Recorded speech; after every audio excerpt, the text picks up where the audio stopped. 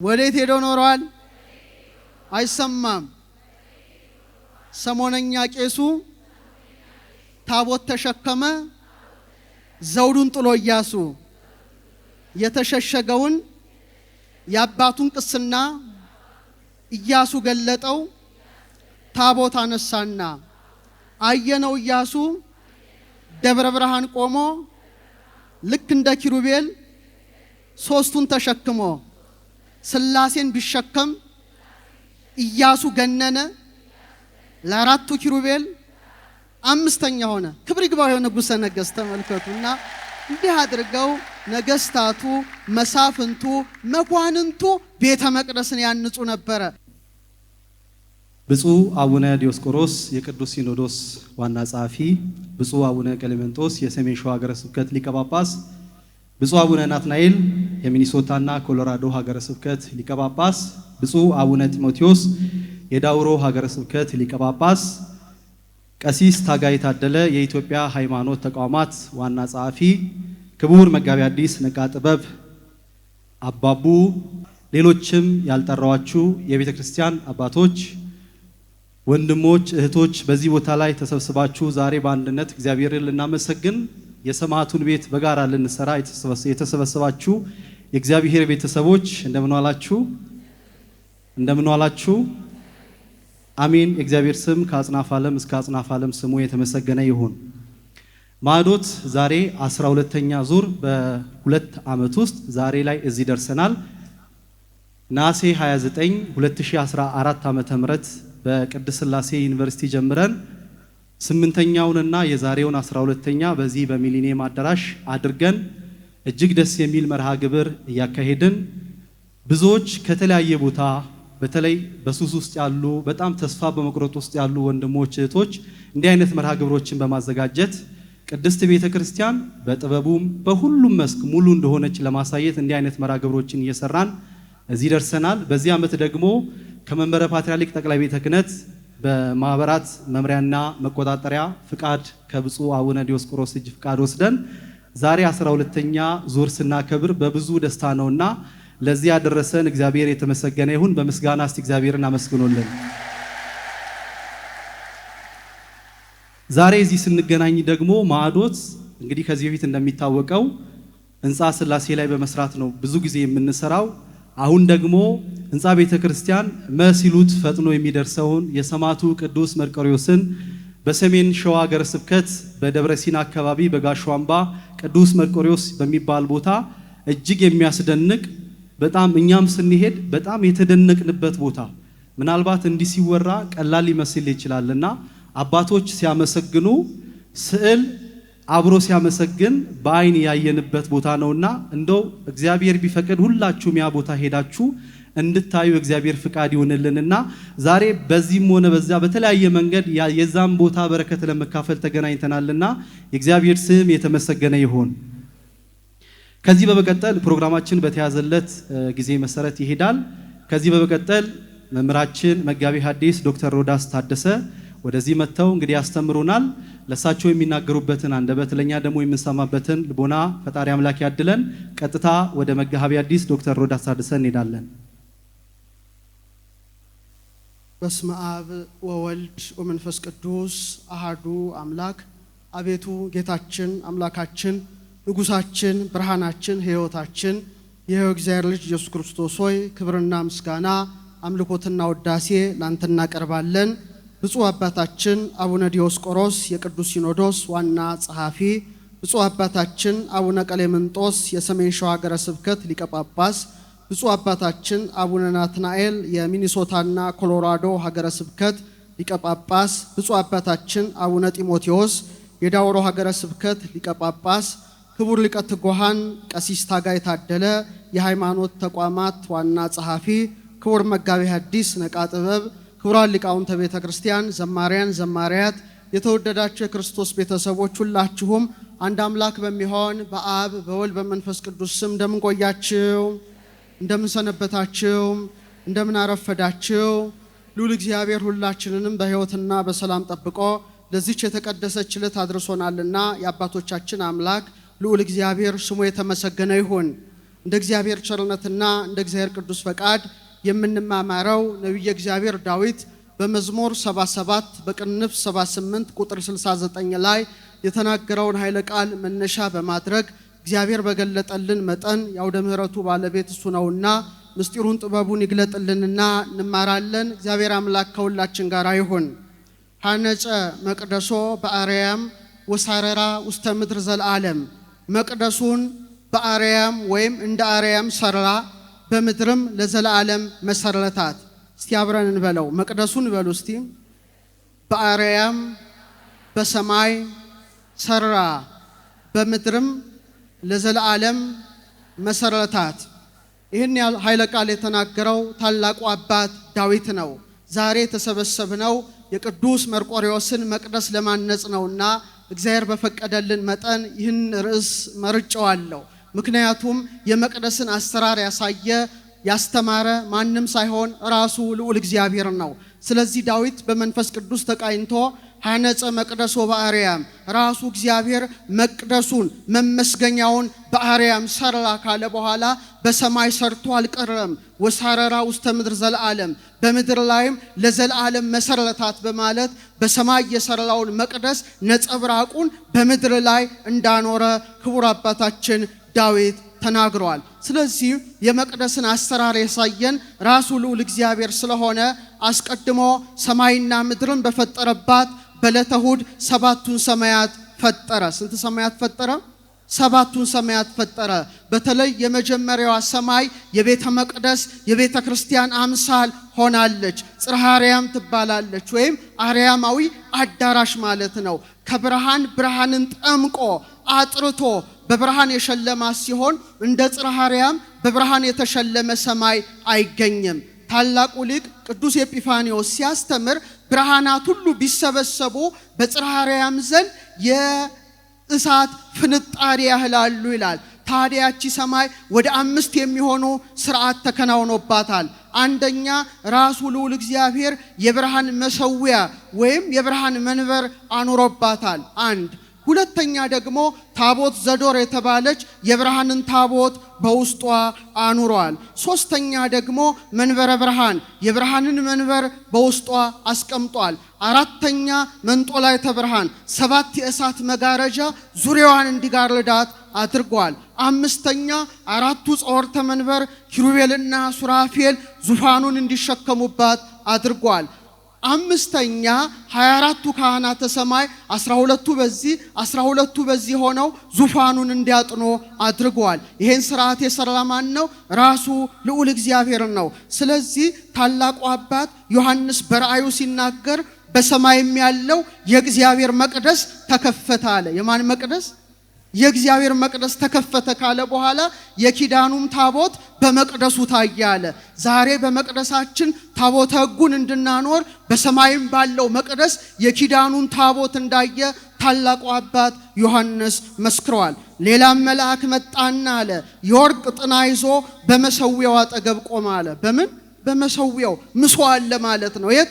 በሰማይ በዙፋኑም ፊት ባለው በወርቅ መሰዊያ ላይ ለቅዱሳን ሁሉ ጸሎት እንዲጨምር ብዙ ዕጣን ተሰጠው አለ።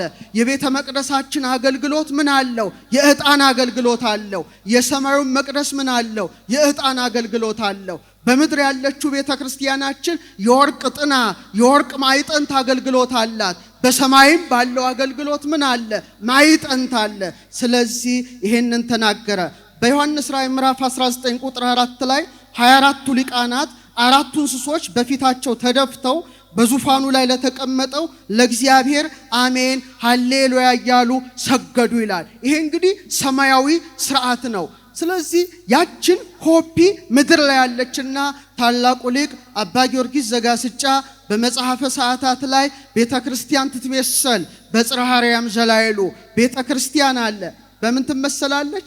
ላይ ባለችው በጽርሐ አርያም ትመሰላለች አለ። እውነት ነው። ዛሬ ቅዱስ መርቆሬዎስን መቅደስ ምናንጽ ጽርሐ አርያምን ኮፒ እያደረግን ነው። ጽርሐ አርያም የመቅደስ ምሳሌ ነው። መንበሩ የመንበረ ብርሃኑ የመንበሩ ምሳሌ ነው። ታቦት ዘዶር የተባለችው የብርሃን ታቦት የታቦተ ሕጉ ምሳሌ ናት። 4ቱ ጸወርተ መንበር የሊቃነ ጳጳሳት ምሳሌ ናት። 24ቱ ሊቃነ ሰማያውያን ካህናት ወይም ካህናተ ሰማይ ደግሞ የቀሳውስት አምሳል ሆነ ቤተክርስቲያን ልክ ጽርሐ አርያምን ትመስላለችና ዳዊት አስቀድሞ ምን አለ? ሐነጸ መቅደሶ በአርያም መቅደሱን ቤት ሰራ አለ፣ በሰማይ ሰራ። ከዛ በኋላ የት መሰረተው?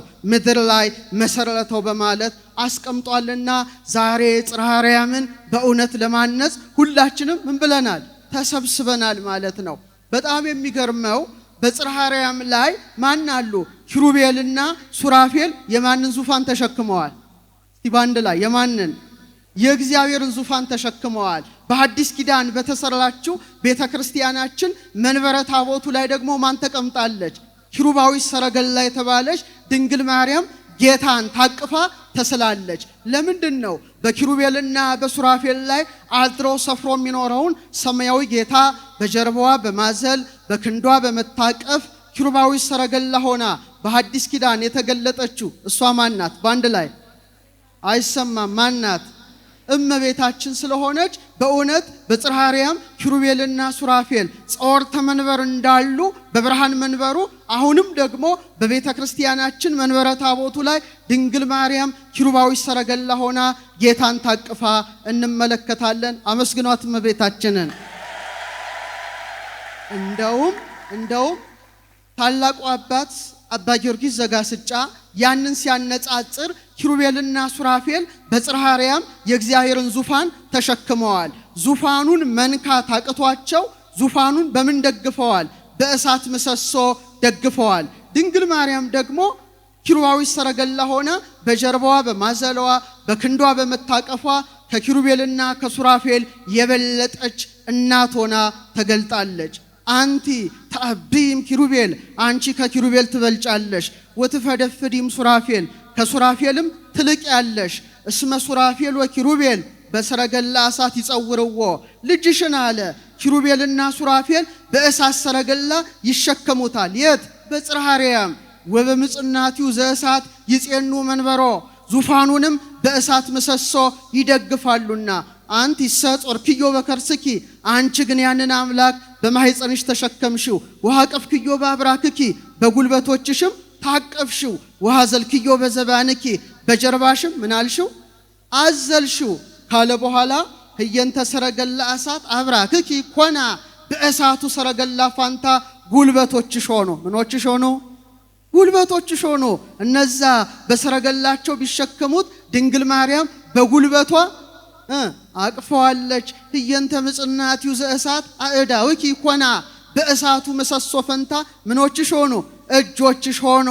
ኪሩቤል ሱራፌል በእሳት ምሰሶ በጽርሐ አርያም ዙፋኑ ሲደግፉ ድንግል ማርያም ደግሞ እናቶች ሕፃናትን ናላ ያወርዳቸዋል ብለው በመሃል እጃቸው እንዲይዟቸው በክንዷ ታቅፈዋለች። ክብር ለእመቤታችን ክንድ። ሐነጸ መቅደሶ በአርያም። ስለዚህ በጽርሐ አርያም ያለው ስርዓት ዛሬ በቤተ ክርስቲያናችን ምን ይሆናል? ይታያል፣ ይገለጣል። እንደገና ሐነጸ መቅደሶ በአርያም መቅደሱን በሰማይ በኢዮር በራማ በኤረር ላይ ሰራ። ወሳረራ ውስተ ምድር ዘለዓለም በምድር ላይም በፊልጵስዩስ 3 ክፍል አድርጎ እንደ ኢዮር እንደ ራማ እንደ ኤረር አድርጎ በቅኔ ማህሌት በቅድስትና በመቅደስ እንድትከናወን ማን አደረገ? ራሱ እግዚአብሔር አደረገ። የመላእክት ከተሞች 3 ናቸው። ኢዮር በሉ እስቲ ባንድ ላይ ድገሙት። ራማ፣ ኤረር። እነዚህ 3ቱ የመላእክት ከተሞች ናቸው። ሐነጸ መቅደሶ በአርያም የሚያመሰግኑትን መላእክት በኢዮር በራማ በኤረር በ3ቱ የብርሃን ሰማያት ላይ አኖረ። ዛሬም የሐዲስ ኪዳን ቤተ ክርስቲያናችን 3 ክፍል ሆና ትታነጻለች። እንደ ኢዮር እንደ ራማ እንደ ኤረር።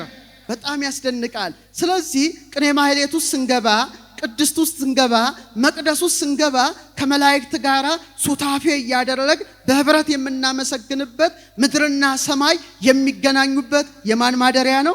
የእግዚአብሔር ማደሪያ ነው። ኢዮር ላይ 3 ነገዶች አሉ። ራማ ላይ 3፣ ኤረር ላይ 3 ሲደመር ስንት ይሆናል? ድገሙት። 9 ይሆናል። ቤተ ክርስቲያናችንም 9 የክህነት ማዕረጋት አሏት። በኢዮር አምሳል፣ በራማ አምሳል፣ በኤረር አምሳል። እስቲ ወደ ኢዮር እንግባ። ህሊናችንን መላእክት ወዳሉበት ዓለም እንውሰደው። ኢዮር ላይ ኪሩብ የሚመራው ነገደ ኪሩቤል አለ። ሱራፊ የተባለው መልአክ የሚመራው ነገደ ሱራፌል አለ። ቅዱስ ሚካኤል የሚመራው ነገደ ኃይላት አለ። ስንት? 3። ራማ በተባለችው ሰማይ ላይ ቅዱስ ገብርኤል የሚመራው ነገደ አርባብ አለ። ቅዱስ ሩፋኤል የሚመራው ነገደ መናብርት አለ። ቅዱስ ሱሪያል የሚመራው ነገደ ስልጣናት አለ። ስንት? 3። ኤረር በተባለችው ሰማይ ላይ ቅዱስ ሰዳኬል የተባለ መልአክ የሚመራው ነገደ ሊቃናት አለ። ቅዱስ ሰላቲኤል የሚባል መልአክ የሚመራው ነገደ መኳንንት አለ። ቅዱስ አናንኤል የተባለ መልአክ የሚመራው ነገደ መላእክት አለ። ሲደመሩ ስንት ናቸው? ስንት ናቸው? ስንት ነው ግን ሰማዩ? ሰማዩ 3 ነው። ክፍሉ ግን ስንት ነው? 9 ነው። ዛሬም መቅደስ ቅድስት ቅኔ ማህሌት ሆና በምትሰራው ቤተክርስቲያናችን ላይ 9 የክህነት ማዕረጋት አሉ። እንደ ኪሩቤል ሊቃነ ጳጳሳት፣ እንደ ነገደ ሱራፌል ጳጳሳት፣ እንደ ነገደ ኃይላት ኤጲስቆጶሳት፣ እንደ ነገደ አርባብ ቆሞሳት፣ እንደ ነገደ መናብርት ቀሳውስት፣ እንደ ነገደ ስልጣናት ዲያቆናት፣ እንደ ነገደ ሊቃናት ንፍቀ ዲያቆናት፣ እንደ ነገደ መኳንንት አንባቢዎች አናጉንስጢሳውያን፣ እንደ ነገደ መላእክት ምን መዘምራን አሉ። ስለዚህ ከላይ ያሉት ወደ ታች ይወርዳሉ። ከላይ ያለው የስልጣነ ክህነት ታች ያለውን ስራ መስራት ይችላል። ሐነጸ መቅደስ ወበአርያም መቅደሱን በምን ሰራ? በሰማይ ሰራ። ወሳረራ ውስተ ምድር ዘለዓለም ያችን ደግሞ ቤተክርስቲያናችን ላይ መስርቷልና ዛቲ ቤተክርስቲያን አለ አባ ጊዮርጊስ። ይቺ የተባረከች ቤተክርስቲያን አለ የሕዝቡም የአሕዛቡም ማደሪያ የምትሆን ቤተክርስቲያን የሰማያትን ኃይላት ትመስላለች እንዳለ በኢዮር በራማ በኤረር በተመሰለች ቤተክርስቲያን የሰበሰበን አምላካችን ኋላም ድል ነስተን ወደዛው ስንቀላቀል በኢዮር ካሉት መላእክት ጋራ በራማ ካሉት መላእክት ጋራ በኤረር ካሉ መላእክት ጋራ እንድናመሰግን ያደርገናል። ደስ ይበላችሁ። ሱታፊያችን ህብረታችን ከነሱ ጋራ ነው። እንደገና በጣም የሚገርመውና የሚያስደንቀው ያቺ የሰማያዊ መቅደስ ብዙ አገልግሎት አላት። በተለይ ዮሐንስ በራእዩ በምዕራፍ 11 ከቁጥር 1 እስከ 2 ወመጣውን ይህለተ ወርቅ ይላል። የወርቅ በትር የሚመስል መለኪያ ለኔ ተሰጠኝ፣ እንዲህም ተባለልኝ ተነስተ የእግዚአብሔርን መቅደስ። የማንን መቅደስ? የእግዚአብሔርን መቅደስ መሰዊያውን አለ። መሰዊያ የሌለበት ቦታ ምን አይባልም? መቅደስ አይባልም ካለ በኋላ በዚያም የሚሰግዱትን ለካ። በመቅደሱ ውጭ ያለው ግን ለአሕዛብ ተሰጥቷልና ተወው አትለካው አለው። ይሄን ያለው ማን ነው? መልአኩ ነው። ለእግዚአብሔር ለመልአኩ ነው ለካ ይለዋል። ስትለካ ግን መሰዊያውን ማለትም ታቦቱን በውስጡ የሚሰግዱትን ምን በላቸው? ቁጥራቸው፣ ስፈራቸው። በውጭ ያሉትን ግን ምን በላቸው? ለአሕዛብ ስለተሰጡ ተዋቸው ብሏልና በእውነት በእግዚአብሔር መቅደስ ስንሰበሰብ ቤተ መቅደሳችን ስንት ቅርጽ አላት? 4። እስቲ በሉ ስንት አላት?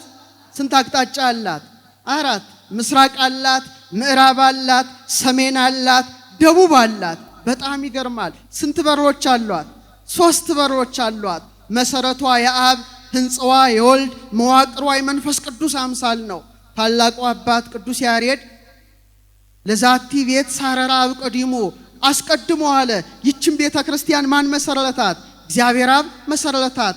ለዛቲ ቤት ሐነጻ ወልድ ማን አነጻት? እግዚአብሔር ወልድ አነጻት። ማን ፈጸማት? ወፈጸማ መንፈስ ቅዱስ እግዚአብሔር መንፈስ ቅዱስ ፈጸማት። ስለዚህ በአራቱ ማዕዘን ስንዞር ኪሩቤልንና ሱራፌልን እናስባለን። 3ቱን ታላላቅ የቤተ ክርስቲያንን ደጃፎች ስንመለከት ማትዝ ይለናል? አብ ወልድ መንፈስ ቅዱስ።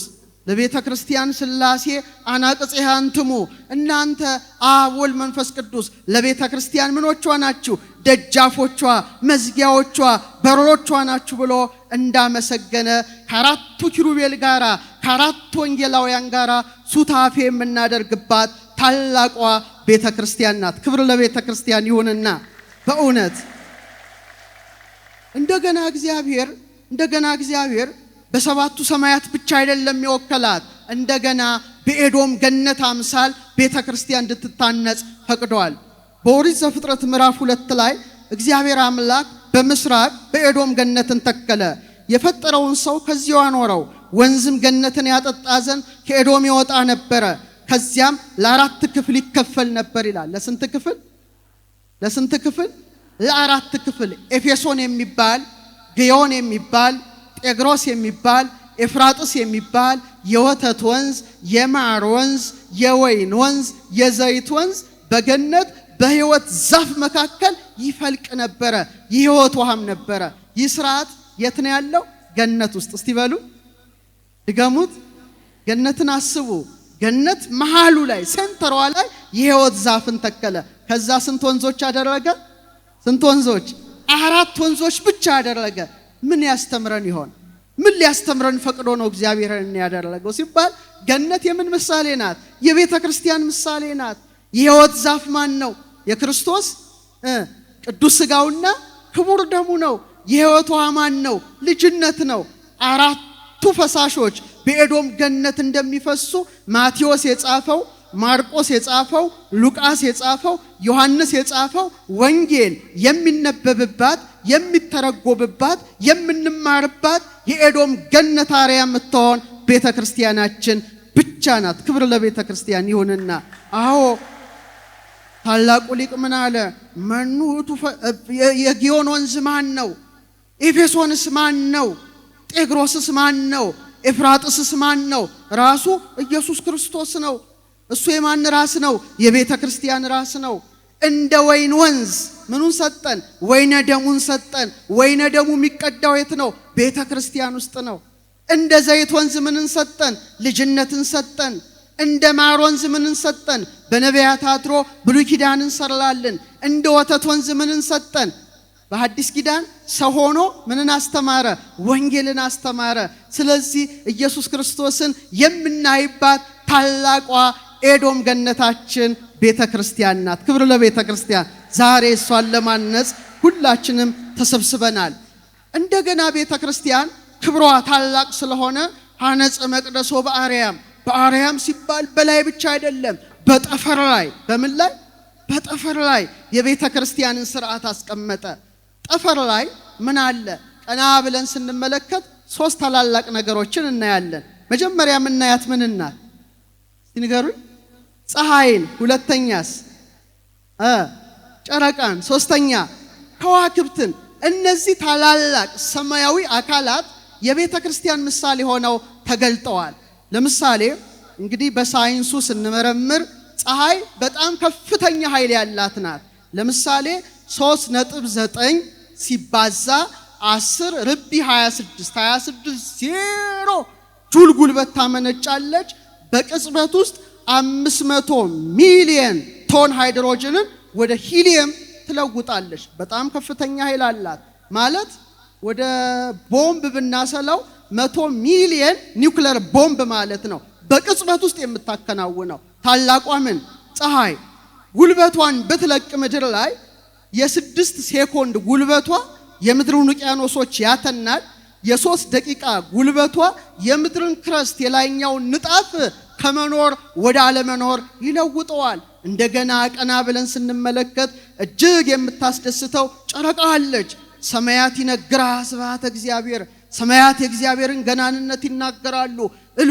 ቆጥረን ሰፍረን የማንጨርሳቸው ከዋክብት አሉ። ታዲያ እነዚህ ሁሉ ሰማያዊ አካላት የቤተ ክርስቲያናችን ምሳሌ ሆነው ተገልጠዋል። ምክንያቱም ጠፈር የቤተ ክርስቲያን ምሳሌ እንደሆነች ሊቃውንት አስተምረዋል። እንደ ፀሐይ፣ እውነተኛው ፀሐይ ማን ነው? ኧረ ንገሩኝ፣ ማን ነው እውነተኛው ፀሐይ? ፀሐይ ዘኢየዐርብ የተባለው ኢየሱስ ክርስቶስ ነው። የቤተ ክርስቲያን ምኗ ናት? ምኑ ነው? ፀሐይ ነው። ጨረቃስ ካህናት ናቸው። ጨረቃ ብርሃንን የምትቀበለው ከማን ነው? ከፀሐይ ነው አይደለም? ፀሐይ ከሌለ ጨረቃ ምን የላትም? ብርሃን የላትም።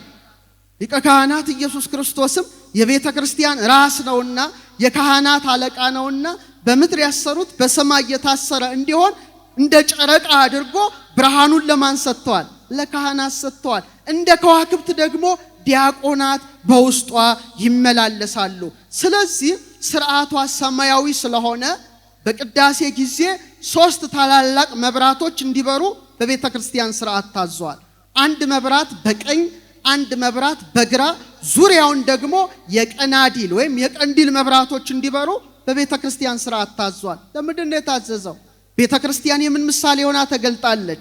የጠፈር ከፍ ያለችው የጠፈር በቀኝ በታቦተ ሕጉ መንበሩ ላይ የሚበራው መብራት የፀሐይ ምሳሌ ነው።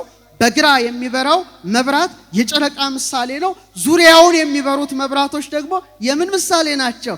የከዋክብት ምሳሌ ናቸው። ስለዚህ ታላቁን ሰፊውን ግዙፉን ሰማይ የምንመለከተው የት ነው? ንገሩኝ፣ የት ነው? ናሳ ሳይሆን ቤተ ክርስቲያን ውስጥ ነው ማለት ነው። በጣም ያስደንቃል። እንደገና 7 ታላላቅ ብርሃናት በሰማይ ላይ ይታያሉ። ስንት? 7 በአይን የሚታዩ። 1 ፀሐይ፣ 2ኛ ጨረቃ፣ 5ቱ ፕላኔቶች ሜርኩሪ የምትሏቸው፣ ቪነስ የምትሏቸው፣ ማርስ፣ ሳተርን እነዚህ ይታያሉ በአይን። 5ቱ ብርሃን አካላት በእኛ አጣርድ፣ ዝሁራ እንላቸዋለን፣ መሪህ፣ መሽተሪ፣ ጁፒተርና ዙሃል፣ ሳተር። እነዚህ በሰማይ ቀና ስንል የምናያቸው ብርሃን አካላት ናቸው። በዮሐንስ ራእይ 7ቱን ከዋክብት በቀኝ እጁ ይዞ ማተገለጠ? ኢየሱስ ክርስቶስ ለዮሐንስ ተገለጠ። ስለዚህ በእነዚህ አምሳል ስንት ሆነው ቅዳሴ ይቀድሳሉ? 7 ልዑካን ሆነው ይቀድሳሉ። ስንት? ድገሙት እስቲ። በኋላ ነው 5 የሆነው እንጂ 7 ልዑካን ሆነው ይቀድሳሉ። ለምን? የ7ቱ መገብተ ዕለታት አምሳል ናቸው። እነዚያ ስጋዊ ምግብና ይመግባሉ። እነዚህ ደግሞ ካህናት መንፈሳዊ ምግብን ወንጌልን ለሕዝቡ የሚመግቡ በመሆናቸው ስንት ሆነው ይቀድሳሉ? ድገሙት። 7። በዛ አምሳል እኮ እኛም መቅደሱ ነን። በኋላ እናያለን። ስንት አይኖች አሉን? አረ ነገሩ ያዟችሁ ቁጠሩ። ስንት ጆሮዎች አሉን? ስንት የአፍንጫ ቀዳዳዎች አሉን? ስንት አፍ አለን? ሲደመር 7። ጥበብ ሐነጸት ላቲ ቤተ፣ ጥበብ እግዚአብሔር ሰውን ፈጠረች። ወአቀመት ላቲ 7 አዕማደ፣ 7 ምሰሶችን አደረገች። በሰማይ 7 ብርሃን አካላት እንዳሉ 7 ልዑካን ሆነው እንዲቀድሱ ስርዓት ተሰርቷል። በጥንት ደግሞ 12 ሆነው ይቀድሱ ነበረ፣ በተለይ በገዳማት። ለምን? በ12ቱ ብርሃን ከዋክብት አምሳል ስንት ወራት አሉ? አትጠራጠሩ። ስንት ወራት አሉ? 12 ወራት አሉ አይደለ? ጌታችን መድኃኒታችን ኢየሱስ ክርስቶስ ስንት ሐዋርያትን መረጠ? ስንት ወንጌላውያንን መረጠ? በቃ ስርዓቱ ሰማይ ላይ አልቋል።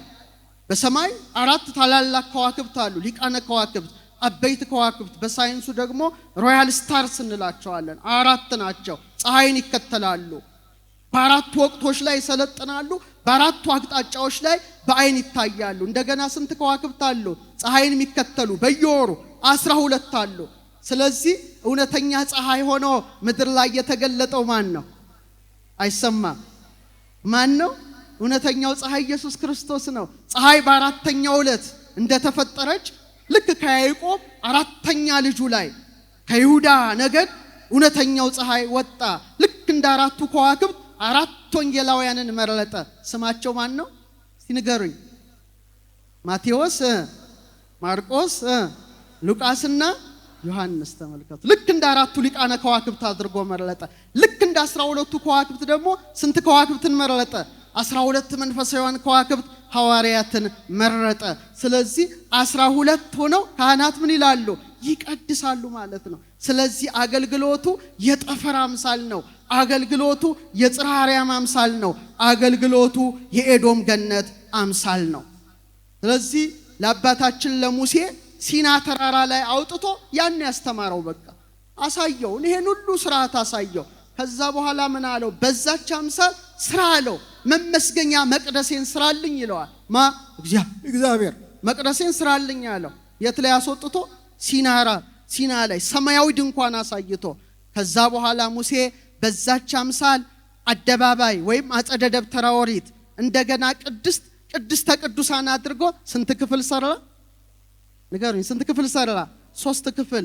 ቀዳሚሃ ለጽዮን ሰማየ ሳረረ ያሬድ ነው። ከቤተ ክርስቲያን ከጽዮን አስቀድሞ ሰማይን ፈጠረ። ወበዳግም አራየው ለሙሴ ዘከመ ይገብር ግብራ ለደብተራ። ከዛ በኋላ ዳግመኛ አለ የድንኳኗን ስራ ለማን አስተማረው? ለሙሴ አስተማረው። በዛች አምሳል የሐዲስ ኪዳን ቤተክርስቲያናችን ተሰርታለች። በውስጧም የጌታን ጸጋ እናፍስባታለን። ደስ ይበላችሁ ኦርቶዶክሳውያን። በጣም ታላቅ ጸጋ ታላቅ ሀብት ነው እግዚአብሔር የሰጠን። ግን መቅደሱን ስንመለከት እስቲ እኛንም እንመልከት። በአጭሩ 5 ደቂቃ አልጠቅልለው። እኛ ራሳችን የማን መቅደስ ነን? ኧረ አትፍሩ። የማን መቅደስ ነን? የእግዚአብሔር መቅደስ ነን። ማደሪያው ነን። ንግበር ሰብአ በአርአያነ ወበአምሳሊነ። አብዛኞቻችን ህንጻ ቤተ ክርስቲያንን ስናስብ የራሳችንን ቤተ መቅደስነት የዘነጋን ብዙዎች ነን። ነገር ግን አልፋ እግዚአብሔር በአርአያውና በአምሳሉ ሲሰራን ከራስ ፀጉራችን እስከ እግር ጥፍራችን ድረስ የከበርን ነን። እፍ ብሎ ደግሞ የሕይወትን እስትንፋስ ከቶብናል። ስለዚህ የማን መቅደሶች ነን? ኧረ ንገሩኝ። የእግዚአብሔር መቅደስ ነን። ቤተ መቅደሱ ስንት ክፍል አለው? እስካሁን እንዳየነው ስንት ክፍል አለው? 3። እኔና እናንተም 3 ክፍል አለን። እግዚአብሔር ሲፈጥረን 1 ስጋ፣ 2 ነፍስ፣ 3ኛ የውስጥ የምትሆን ምን አለችን? መንፈስ አለን። እንደ አደባባይ ስጋችን፣ እንደ ቅድስት ነፍሳችን፣ እንደ ቅድስተ ቅዱሳን የልዑል እግዚአብሔር ማደሪያ የሆነ ምናችን መንፈሳችን አለን። ስለዚህ ራሳችንን ምንድነን? ቤተ መቅደሱ ነን። እስቲ ኦርቶዶክሳውያን ልብ አድርጋችሁ ተመልከቱ። በቤተ መቅደሱ አገልግሎት ውስጥ 3 ታላላቅ ነገሮች አሉ። ለምሳሌ መቅረዝ እስቲ በሉ ባንድ ላይ ድገሙት። መቅረዝ ማለት ምንድነው? 7 ቅርንጫፍ ያለው መብራት። ስንት መብራት? 7። በደንብ አስተውሉ። ልክ በመካከሉ ላይ አንድ ሌዋዊ ካህን ይመጣና ንጹህ ዘይት ያፈሳል። በ6ቱም እየተሽከረከረ መቅረዙ ይበራል። እኛም የማን መቅረዞች ነን? የእግዚአብሔር መቅረዞች ነን። አስተውሉ፣ በደንብ አስተውሉ። አሁን ምነግራችሁ ትልቁ ነገር ነው። ራሳችሁ ላይ የምታዩት ነው። ፊታችሁን በመስታወት ስትመለከቱ 7ቱ መቅረዞች ምናችን ላይ ያሉ? ፊታችን ላይ ያሉ። ቅድም ነግሬያችኋለሁ። ስንት አይኖችን ሰጠን? ስንት ጆሮዎችን ሰጠን? ስንት የአፍንጫ ቀዳዳ ሰጠን? ስንት አፍን ሰጠን? ሲደመር ምን ሆነ? 7ቱ መቅረዞች ነን። ስለዚህ በዮሐንስ ራእይ በ7ቱ የመቅረዝ መብራት መካከል ክርስቶስ ቆሞ ለዮሐንስ ተገለጠለት። ዛሬ 2 አይናችን ማንን ላይ ይገባዋል? ክርስቶስን ሁሌ ላይ ይገባዋል። 2ቱ የመቅረዝ ቅርንጫፍ የመሰለ ጆሮአችን የክርስቶስን ድምጽ ሊሰማ ይገባዋል። 2ቱ የአፍንጫ ቀዳዳዎቻችን የሱን መዓዛ ሊያሸት ይገባዋል። አፋችን ሊያመሰግነው፣ ስጋውን ሊበላ፣ ደሙን ሊጠጣ ይገባል። ያን ጊዜ እኛ ብቻ መቅረዙ ብቻ ሳይሆን እኛ ራሳችን የበራን የእግዚአብሔር በእውነት ቤተ መቅደስ ሆነን እንገለጣለን። አጽናፈ ሰማይን ነው እንዲህ የገለበጠው። እንዲህ አድርጎ ግልብጥ እኛ ላይ ኮፒ ያደረገው። ለምሳሌ ላይ ምን አለ ብያቸዋለሁ? 7ቱ ሰማያት። እስቲ በሉ ድገሙት። አሁን እላያችሁ ላይ ነው ማሳያችሁ። ያ መቅደስ ይኸው እዚሁ ፊታችሁ ላይ። ኦኬ። ከምን ፈጠራቸው? ከእሳት። እስቲ በሉ 7ቱ ሰማያት ከእሳት ተፈጠረ። ቀጠለና ባቢል የሚባል ነፋስ አለ። የነፋስ ዓለም ነው። 2 ቀጥሎ ምድራችን ውሃና መሬት ስንት 4 በቃ እንደዚህ። አሁን ያንን እኛ ላይ ሲገለብጠው ልክ እንደ 7ቱ የመቅረዝ መብራት ፊታችን ላይ 7 ነገር አለ እንደ 7ቱ ሰማያት። ከዛ በኋላ ደግሞ የነፋስ ዓለም እንዳኖረ ልባችን ላይ ነፋስን ሾመው። ሳምባችን ላይ ብለን እንተነፈሳለን። ልክ እንደ ውሃ ሆድቃችን፣ እንደ መሬት ደግሞ መሬትን የሚረግጥ 2 እግሮችን ሰጠን። በኦሪቱ 2 ምሰሶ ነበሩ የቤተ መቅደስ ያዕቁብና በለስ። ልክ እንደ 2 እግሮችን አድርጎ ሰጠን። እየሰማችሁኝ ነው? ተውት ወደ ታች። ፊታችሁ ላይ ብቻ አለ። አይናችን የእሳት ዓለም ነው፣ እንደ ብርሃን ነው። አፍንጫችን ደግሞ የአየር ዓለም ነው፣ እስትንፋስ ይወጣበታል። ከዛ በኋላ ደግሞ ጠጣርም ፈሳሽም የሚወስድ ምን አለ? በቃ በኦሪቱ ምን ነበረ? የዕጣን አገልግሎት ነበር። ዕጣኑ ይጤሳል። አፍንጫችን አለ፣ ህብስቱ አለ፣ 12 ህብስት ገጽ አለ። ጠጣርና ፈሳሽ የሚቀበል አፍ አለ። ስጋችንን እንደ አደባባይ፣ ነፍሳችንን እንደ ቅድስት፣ መንፈሳችንን እንደ ቅድስተ ቅዱሳን አድርጎ ፈጠረ። ደስ ይበላችሁ። የሱ መቅደሶች ነን ነው። በኋላ ስትቆሙ የሰማችሁ ነው። ስትቆሙ እጃችሁን ሲዘረጉ ምንድናችሁ? አረ ንገሩኝ። እጅስ መስቀል ነን። ክርስቶስን ነገር እናስባለን። ይህ ብቻ አይደለም። ለምሳሌ አንድ ሰው በተፈጥሮ እግዚአብሔር የሰጠውን ታላቅ ጸጋ ልንገራችሁ። በጣም ተደነቁ። ግሩምና በሉ እስቲ ግሩምና ድንቅ አድርገህ ፈጥረኸኛልና አመሰግንሃለሁ። አመስግኑት። ድንቅ መቅደሱ ነን፣ በደሙ የዋጀን መቅደሱ ነን እና ሲፈጥረን አርአያውን አምሳሉን አደረገብን ነው። ሁሉ በእርሱ ተጋጥሟል ይላል ጳውሎስ። አሁን ሰው ሲፈጠር ገና ሲወለድ አንተም አንቺም ሁላችንም አልፋ እግዚአብሔር 33 አጥንቶችን ለእያንዳንዱ ሰው ይሰጣል። ስንት ድገሙት። ቨርተብሬ አከርካሪ አጥንታችን 33 ነው። እዚህ ድረስ ይደርስ ሳይንቲፊካሊ ፕሩፍ የሆነ ነው የምነግራችሁ፣ አልዘባርቅም። ከዛ ምናችን አለ? የራስ ቅላችን አለ። ይሄ ብሬና ጭንቅላታችን አለ። ክብር ይግባውና የባህሪ አምላክ ክርስቶስ 33 ዓመት ሲመላው የራስ ቅል የምትባል ምን ላይ ተሰቀለ? ጎልጎታ ላይ ተሰቀለ። በ33 ዓመት ከ3 ወሩ። ዛሬም የራስ ቅል ጎልጎታ የራሳችን ጭንቅላት ነው። በአንድ ወቅት ሊቀጠበብት አለቃ አያሌው ታምሩ የራስ ቅል በሚል ስብከታቸው ላይ የራስ ቅል ማለት እኛ ነን ብለው ሰብከዋል። እውነት ነው። ጎልጎታ ላይ የራስ ቅል ላይ አንድ የተሰቀለ። ዛሬ ግን በክርስቲያኖች ርዕሰ ልቡና ላይ ሁሌ የማን መስቀል ተተክሏል? የክርስቶስ መስቀል ተተክሏል። በ33 ዓመቱ የራስ ቅል ጎልጎታ ላይ እንደተሰቀለ ለኔም ላንተም ላንቺም 33 አጥንት ሰጥቷል። ይሄ ዝም ብሎ የተዋቀረ መዋቅር አይደለም። የአንገት አጥንታችን ደግሞ 7 ነው በስነ ፍጥረት ልክ። ጭንቅላታችን ድጋ ስንመጣ ደግሞ አዳም ስንተኛ ፍጥረት ነው? 22ኛ። እስከል ቦንስ የራስ ቅል አጥንት ቁጥራቸው ስንት ነው? 22 ነው። ከዚህ ማለፍ የለም። በ22ቱ ስሞቹ ልክ ጭንቅላታችን የእግዚአብሔር መቅደስ ሆኖ ሊያበራ ይገባል። ቤተ ክርስቲያኑ ብቻ አይደለም፣ እኛም የማን መቅደሶች ነን? የእግዚአብሔር። በ3 ደቂቃ ጠቅልለው አንድ ታላቅ ነገርያችሁ የሚያስደስት ነገር ከመጣለሁ። በጣም የሚያስገርም ነገር ነው። ሳይንቲስቶች ሰውን ሲመረምሩ በጣም ዘመናችን ረቋል፣ የምታውቁት ነው ሳይንሱ ማለት እና ዲኤንኤ አለ። ማንም ሰው ዲኤንኤ አላችሁ አይደል? አንድ ሰው ልጅ አልወለድኩም ብሎ ቢዋሽ አይችልም። ለምን? ምን አለው ውስጡ? ዲኤንኤ አለው። ዲኤንኤ ያጋልጠዋል። ሳምፕል ተወስዶ አለቀ። ማን እንደሆንክ ይነግርሃል። አትዋሽም። እግዚአብሔር እውነት ነው፣ እውነት ነገር ነው ያስቀመጠውና እዚህ ሴሉ ኒኩለስ ውስጥ ነው ያለው እና በጣም ጥቅል ነው። የያዕቆብ መሰላልን ይመስላል በመሰሪያው ብትመለከቱት። እንደ ያዕቆብ መሰላል እንዲህ ይላል እንዲህ እና ከቁመታችን ይበልጣል ሲፈታ። 6 ቢሊየን ፊደል ነው የተገኘው ውስጡ። ስንት ቢሊየን እስቲ በሉት፣ አስቡት። አንድ ፊደል ቢጎድል ሰው አንካሳ ይሆናል፣ በዊልቸር ሊሄድ ይችላል። አንድ ፊደል ብትጎድል በኋላ ሳይንቲስቶች ሲመለከቱት በጣም ትልቅ ቁም ነገር ነው። ይሄ ብለን አይደለም። 10ኛው ላይ 5ኛው ላይ 6ኛው ላይ 5ኛው ላይ እንደ ድልድይ ብሪጅ እየሰራ ሄዳል እና ደነገጡ። ይሄን ያዩት የእስራኤል ሳይንቲስቶች ናቸው። ምንድነው ይሄ ነገር? እግዚአብሔር ዝም ብሎ አያስቀምጥም። ይሄንን 10 5 6 5 10 5 6 5 ልክ በሰልፈሪክ አሲድ ምህዋር ውስጥ ነው እያንዳንዳችን ውስጥ እግዚአብሔር ያስቀመጠው ነው። ፊደሉን እንጻፍ ቢባል 50 ዓመት ይፈጅብናል። አንተ ውስጥ አንቺ ውስጥ ያለውን ፊደል ብቻ ምን ጽፈው? ከባድ ነገር ነው። ሰው ማለት ታላቅ ነገር ነው።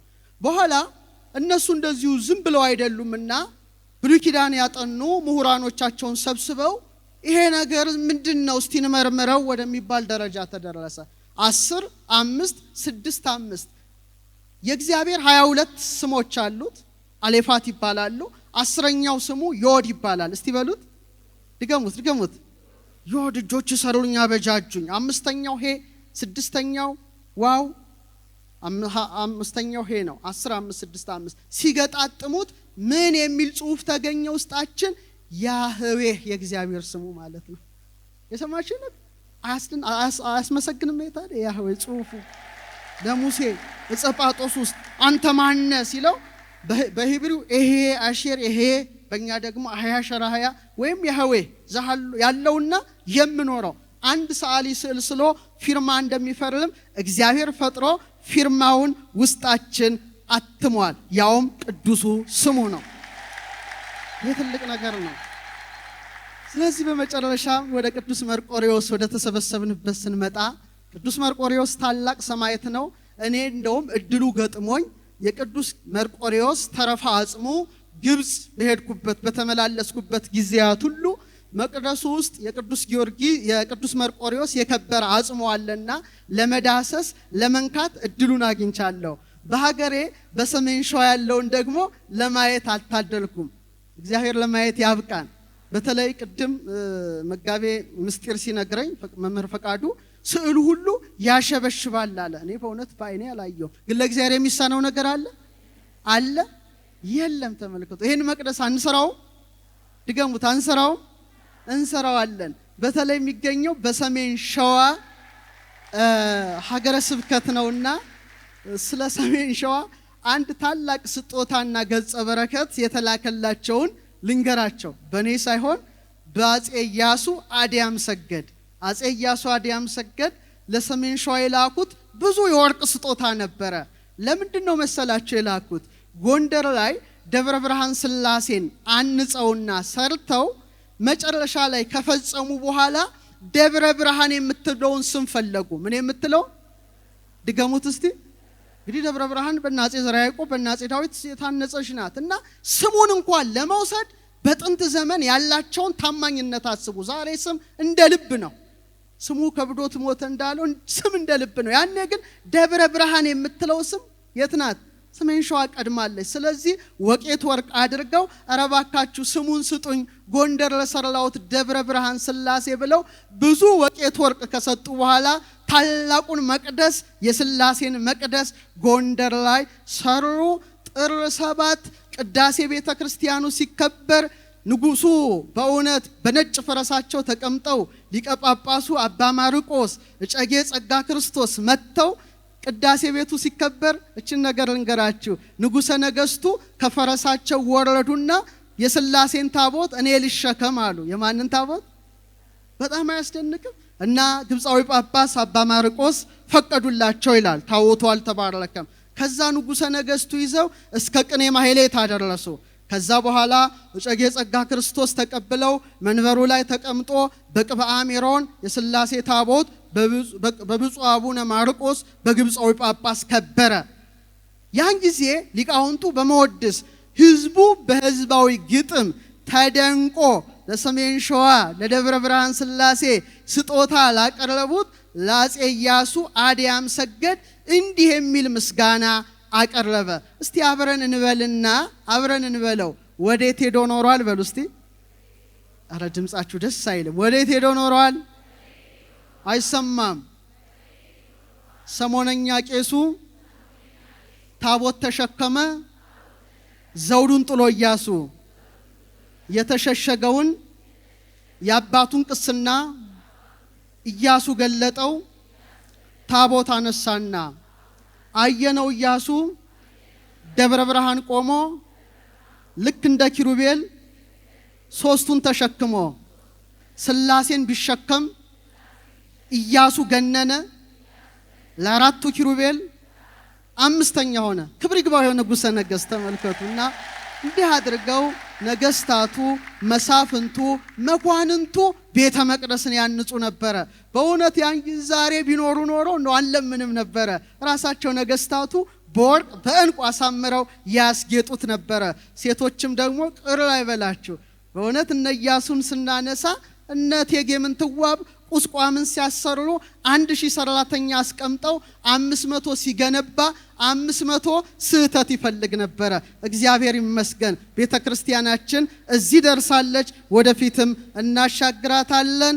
የቅዱስ መርቆሪዎስ ቤተክርስቲያን ተፈጽሞ ቅዳሴ ቤቱ ሲከበር እኛም ተገኝተን እንድናመሰግን አምላከ መርቆሪዎስ ይፍቀድልን። ወስብሐት ለእግዚአብሔር።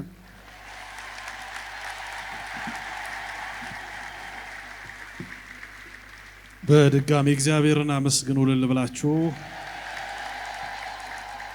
ለመምህራችን ለመጋቢ ሐዲስ ዶክተር ሮዳስ እግዚአብሔር አምላክ ቃለ ሕይወት ያሰማልን፣ ቃለ ሕይወት ያሰማልን፣ ቃለ ሕይወት ያሰማልን በሉ። ይህ 12ኛው ማዕዶት ለኢትዮጵያ መርሃ ግብር በሚሊኒየም አዳራሽ ነው። እንዲሁም ታላቁ ሰማዕት አሁን የተነገረለት የቅዱስ መርቆሪዎስ በሰሜን ሸዋ ሀገረ ስብከት የሚገኘው የጋሾ አምባ ቅዱስ መርቆሪዎስ ገዳም ወይም ቤተክርስቲያንን ህንጻ ቤተ መቅደስ ለመጨረስ ለማስፈጸም ከማዕዶት ለኢትዮጵያ ጋራ በጋራ የምናደርገው መርሃ ግብር ነው። ታላቁ ሰማዕት ቅዱስ መርቆሬዎስ ድንቅ ቃል ኪዳን የተገባለት በቤቱ በስፍራው ደጁን የረገጡ መካኖች ልጅ የሚታቀፉበት ዓለም አይቻልም ያለውን አይድንም ያለውን በሽታ በጠበሉ የሚፈውስበት ብዙ ቃል ኪዳን የተሰጠው ታላቅ አባት ስዕሉ የሚያሸበሽብበት ይሄ ቤተክርስቲያን ሄዶ ይሄንን ቦታ መርገጥና መባረክ በእውነት መታደል ነው። ወደፊት ኢቲአርት ሚዲያ ማዶት ለኢትዮጵያና ከሌሎች አጋሮቻችን ጋር በመሆን ወደ ገዳሙ ጉዞ የምናደርግ ይሆናል። እግዚአብሔር አምላክ ይፍቀድልን። ማን ይፍቀድልን? እግዚአብሔር ይፍቀድልን።